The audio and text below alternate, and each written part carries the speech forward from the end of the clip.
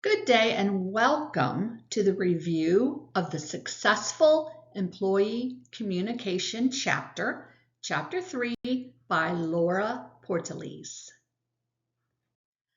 Our chapter starts out by defining the Emotional Intelligence Quotient, or EQ. EQ is not the same as your IQ. EQ is the ability to know and manage your emotions, motivate ourselves, understand others' emotions, and manage relationships. The good thing about the emotional intelligence quotient is that it can improve over time and by having awareness. Communication is very important in organizations. Companies that communicate well have employees that are motivated, and vice versa. Let's talk about the 4 communication directions. Upward communication is when lower levels communicate with upper levels of an organization. For example, when employees complete some type of survey. Downward communication is when the upper level communicates with the lower level, the opposite of upward communication. For example, a manager that trains a staff member on a process. Diagonal communication is through interdepartmental communication. Finally, horizontal communication occurs when 2 equals in different departments communicate.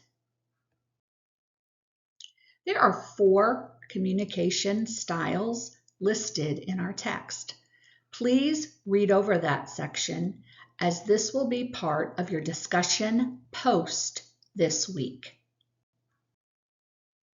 In addition to having communication personalities, most people communicate using one of the 3 styles. The passive communicator puts the rights of others over their own. The aggressive communicator stands up for their rights, but in doing so may violate the rights of others. Finally, the assertive communicator respects their rights and the rights of others. They will stand up for themselves while making sure that others' rights are not violated. Our text goes over the steps to creating a crisis communication plan, which is steps and guidance to support everyone who is part of the organization should an emergency occur. Please review that section. Nonverbal communication accounts for a large part of communicating. For example, have you ever misread an email or another form of digital communication because you lacked the nonverbal side? Nonverbal communication is the type of communication that can include facial expressions and eye contact. The skill of reading nonverbal communication is important, especially when interviewing candidates. Do their words say one thing while their nonverbal communication says something else?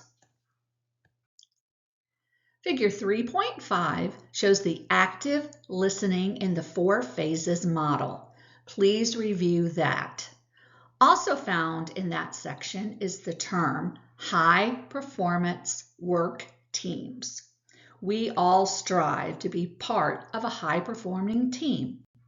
Those teams consistently produce superior results because they are able to collaborate and innovate.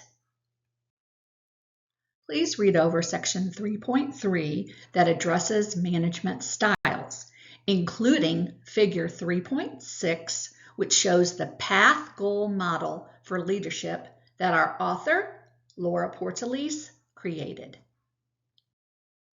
This concludes our review of our chapter called Successful Employee Communication.